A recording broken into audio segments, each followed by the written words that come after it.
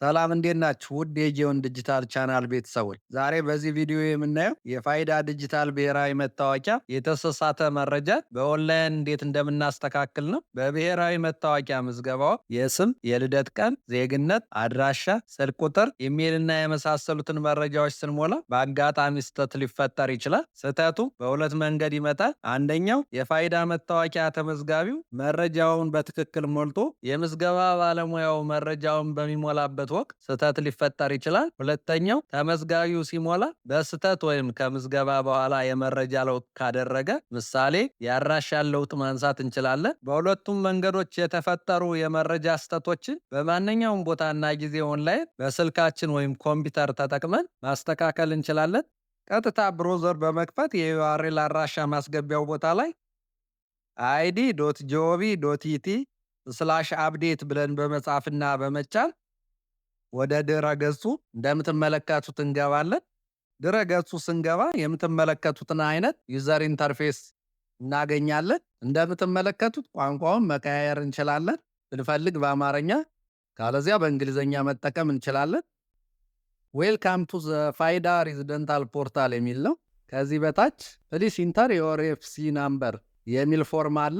የሚመጣልን ፎርም ላይ ባለ 16 ዲጂት የፋይዳ ተለዋጭ ቁጥራችን እንድናስገባ የሚጠይቅ ነው። ትክክለኛውን የፋይዳ ተለዋጭ ቁጥራችን እናስገባለን። እንደምትመለከቱት የፋይዳ ተለዋጭ ቁጥራችን አስገብተን ከጨረስን በኋላ ፕሮሲድ የሚለውን በተን እንጫናለን። ፕሮሲድን ከተጫን በኋላ ቬሪፋይ እያደረገልን ነው። እንደምትመለከቱት ቬሪፋይንግ ይላል።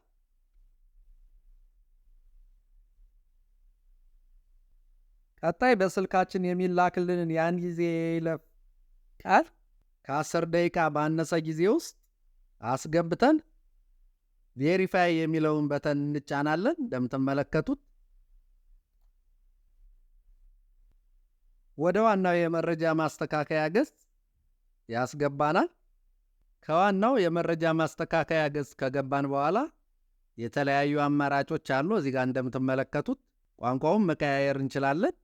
አማርኛ ብናረገው የመጀመሪያው አማራጭ የስነ ህዝብ መረጃውን ለማደስ የሚል ነው። ይህኛውን አማራጭ የምንጠቀመው እኛ ፎርሙን ስንሞላ በስህተት ወይም ከምዝገባ በኋላ የመረጃ ለውጥ ካደረግን የመጀመሪያውን የስነ ህዝብ መረጃውን ለማደስ የሚለውን እንመርጣለን። የስነ ህዝብ መረጃውን ለማደስ የሚለውን ስንጫን እንደምትመለከቱት ወደ ሌላ ገጽ ይመራናል። የስነ ህዝብ መረጃውን ለማደስ የሚል እዚህ ጋር የተቀመጠውን ቅደም ተከተል መሰረት አድርገን መረጃችን ማስተካከል እንችላለን። የመጀመሪያው በዚህ ገጽ በስተቀኝ በኩል በዲጂታል መታወቂያ ሲመዘገቡ ያያያዙት ማስረጃ፣ የአድራሻ ማስረጃውና የፍቃደኝነት መስጫ ቅጽ መመልከት ይችላሉ ነው የሚለው። ስለዚህ በብሔራዊ ዲጂታል መታወቂያ ምዝገባ ወቅት ምን መረጃን እንደሞላን እዚሁ ጋር ማየት እንችላለን። ሁለተኛ በመቀጠል አስተካከል የሚለውን በመጫን የሚፈልጉትን መረጃ ይቀይሩ። ሶስተኛው አድራሻ ለመለወጥ ከአድራሻ ማረጋገጫ ሰነዶች መካከል አንዱን ያያይዙ። አድራሻ ምንቀይር ከሆነ ለምንቀይርበት ምክንያት ሰነድ ማያያዝ ይጠበቅብናል። አራተኛ ለሌሎች ለውጦች የመታወቂያ ማስረጃ የሚለው ላይ ሰነዶን ያያይዙ። በመጨረሻ አስገባ የሚለውን ይጫኑ የሚል ነው። ስለዚህ የስነ ህዝብ መረጃን ወይም አድራሻን ለማስተካከል እዚህ ጋር የምታዩትን አስተካክል የሚል በተን አለ። ይህን በመጫን ማስተካከል እንችላለን። አስተካክል የሚለውን በተን ስንጫን የራይት ምልክት ይመጣልናል። እዚህ ጋር እንደምታዩት የተለያዩ መረጃዎችን እዚህ ጋር ያሉትን ማስተካከል እንችላለን። ስም፣ ጾታ፣ ዜግነት፣ የትውልድ ቀን የመሳሰሉትን። ነገር ግን በራሳችን ስህተት ከሆነ ለጊዜው በዚህኛው አማራጭ የስነ ህዝብ መረጃን ማስተካከል አንችልም። የእነዚህን የስነ ህዝብ መረጃዎች ለማስተካከል በአካል በብሔራዊ መታወቂያ ማዕከሎች በመገኘት ማስተካከል እንችላለን። በራሴ ስህተት ከሆነ ለጊዜው ሁለት ነገሮችን ነው ማስተካከል የምንችለው፣ ኢሜይል እና አድራሻ። ስለዚህ አድራሻ ከሚለው ጥግ አስተካከል የሚለውን እንጫናለን። እዚህ ጋር እንደምትመለከቱ ለምሳሌ መጀመሪያ አዲስ አበባ ነበር፣ ወደ ድሬዳዋ ብቀይር ድሬዳዋ የሚለውን እጫናለሁ። በዚህ መሰረት ዞኑንም እመርጣለሁ፣ ወረዳውንም በትክክል እሞላለሁ። እንደምትመለከቱት ኢሜይልም ከፈለግን መቀየር እንችላለን። ቀጣይ ለቀየርነው አድራሻ አስረጂ የሚሆንልን ዶክመንት ማያያዝ ይጠበቅብናል። የሰነዱን አይነት እንመርጣለን። እንደምትመለከቱት እዚህ ጋር የተለያዩ የሰነድ አማራጮች አሉ። የቀበሌ አይዲ፣ ፓስፖርት ወይም የመንጃ ፍቃድ፣ የተለያዩ ዶክመንቶችን ልናያይዝ እንችላለን። እዚህ ጋር ለምሳሌ የቀበሌ አይዲ ብመርጥ እዚህ ጋር የሞላሁትን አድራሻ ሊያስረዳልኝ የሚችል በፒዲኤፍ መልኩ የሆነ ከ5 ሜጋ ባይት በታች የሆነ ፋይል ማስረጃ አስገባ የሚለውን በተን በመጫን አፕሎድ ማድረግ እችላለሁ። ዜን ብሮዝ ፋይል ቱ አፕሎድ የሚለው በመጫን እዚህ ጋር የቀበሌ አይዲ ከሆነ ይህን የቀበሌ አይዲ አፕሎድ በማለት ኮንፊርም ማድረግ እችላለሁ። ቀጥታ ኮንፊርም ስለው አፕሎድ ያደርግልኛል የቀበሌ አይዲ። ስለዚህ በዚህ መልኩ አድራሻዬን ካስተካከልኩና አስረጂ የሆኑ ዶክመንቶችን አፕሎድ አድርጌ ከጨረስኩ በቀጣይ ቅያሬ አመልክት የሚለውን በተን በመጫን ቀጥታ ቅያሬውን እንዲያረጋግጥልኝ መጠየቅ እችላለሁ ማለት ነው። ለጊዜው እኔ ቅያሬ አመልክት የሚለውን አልጫነው፣ አድራሻ መቀየር ስላልፈለግ። እናንተ አድራሻችሁንና ኢሜል አድሬሳችሁን ለመቀየር ከፈለጋችሁ ቅያሬ አመልክት የሚለውን በተን በመጫን አፕሊኬሽናችሁን ኦንላይን ማቅረብ ትችላላችሁ። ይህንም መሰረት አድርጋችሁ የተቀየረውን መረጃችሁን ማስተካከል ትችላላችሁ። ሌሎች መረጃዎችን ስምና ዕድሜ የመሳሰሉትን ለማስተካከል ለጊዜው ኦንላይን አልተፈቀደም። በአካል የብሔራዊ መታወቂያ መረጃ ማስተካከያ ሴንተሮች ላይ መረጃዎችን ይዘን በመቅረብ ማስተካከል እንችላለን። የምዝገባ ባለሙያው መረጃውን በሚሞላበት ወቅት የተፈጠረን ስህተት ለማስተካከል ሁለተኛውን የተሳሳተ የስነ ህዝብ መረጃውን ለማስተካከል የሚለውን አማራጭ እንጫናለን። እንደምትመለከቱት ወደ ሌላ የተሳሳተ የስነ ህዝብ መረጃን ለማስተካከል የሚል ገጽ ይመራናል። ይህን ቅደም ተከተል በማንበብ መረጃችን በትክክል ማስተካከል እንችላለን። የስነ ህዝብ መረጃውን ለማረም ይህን ቅደም ተከተል ይከተሉ ይላል።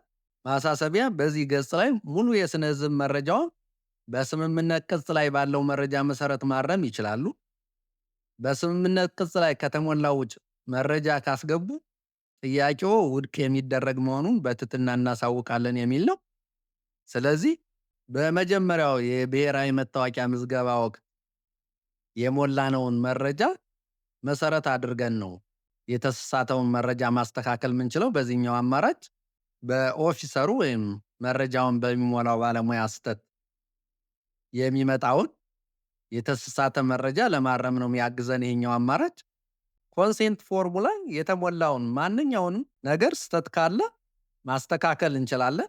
የአድራሻ፣ የስም፣ የኢሜል፣ የስልክ ቁጥር፣ ሁሉንም መረጃዎች ኮንሴንት ፎርሙ ላይ እኛ በትክክል ሞልተን የምዝገባ ባለሙያው ስህተት ቢፈጥር እዚህ ጋር የምታዩዋቸውን አስተካከል የሚሉ የተለያዩ በተኖችን በመጫን መረጃችን በኮንሴንት ፎርሙ መሰረት ማስተካከል እንችላለን። ለምሳሌ አድራሻችን ማስተካከል ከፈለግን አስተካከል የሚለውን አድራሻ ጎን ያለውን በተን በመጫን እዚህ ጋር የተለያዩ የአድራሻ አማራጮች አሉ፣ መሙላት እንችላለን።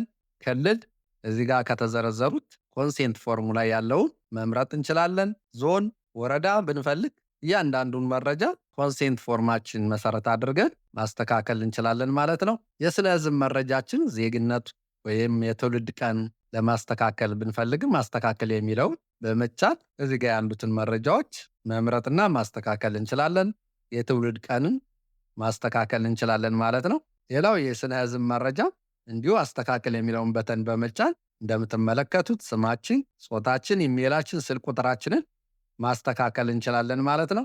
እዚህ ጋር አድራሻችን ወይም የስነ ህዝብ መረጃችን አስተካክለን እንደጨረስን ቅያሬ አመልክት የሚለውን በተን በመጫን ቀጥታ የመረጃ ለውጥ ጥያቄያችን ለብሔራዊ መታወቂያ ድርጅት ማመልከት እንችላለን ማለት ነው። በዚህ መልኩ ኮንሴንት ፎርም ላይ ያሉትን ትክክለኛውን ኢንፎርሜሽን ያለምንም መረጃ አፕሎድ ማድረግ ሳይጠበቅብን መቀየር እንችላለን።